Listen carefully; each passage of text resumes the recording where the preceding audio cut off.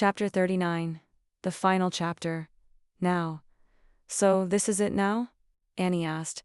We're together or something? They were still in bed, and it was well past midnight, but Annie was starving. So they'd raided his fridge for leftovers from the pub. She was wearing another one of his old t-shirts and a pair of sweats, wrapped up in one of his blankets with a plate of cold fried chicken in front of her. She'd never looked more beautiful. Max smiled at her question.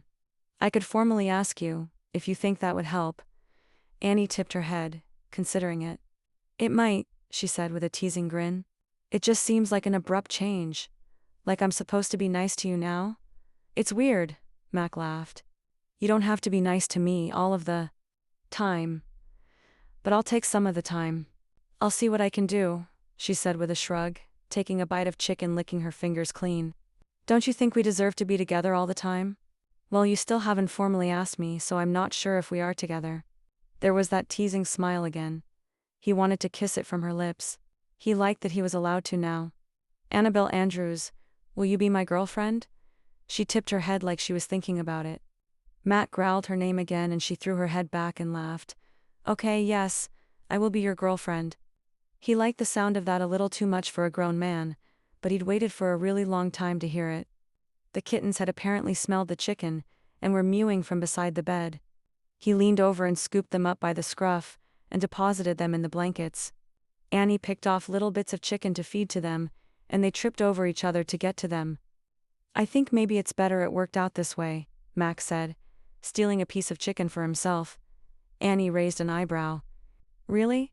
You think it's better that we wasted all this time hating each other? I never hated you, Annie. She rolled her eyes again, but a blush worked its way up her cheeks. Whatever she said, I think it's better. Mac went on, because what was going to happen between us when we were 19? I mean, what are the odds we would have lived happily ever after when we were so young? It does happen sometimes.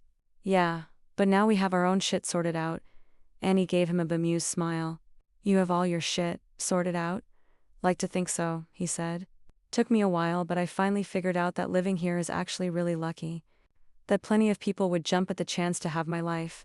That my dad built a great business with loyal customers, and I'm happy to have taken it over. It's a good life, and you have your baking empire. You don't need to worry about me getting in your way while you build it. I was never worried about that. Maybe she hadn't been, but he had. He'd never wanted to hold her back. She shrugged again. But maybe you're right.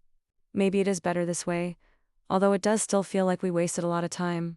I know a lot of that was my fault. I know you tried to apologize. The way I remember it, I did apologize, and you told me to get the fuck out of your store. Oh right, that's what happened. Sorry about that. Mac crawled across the bed toward her, and kissed her lips, because he could. You're forgiven. She smiled. So are you. He lay back in the pillows and Annie put the plate aside and joined him.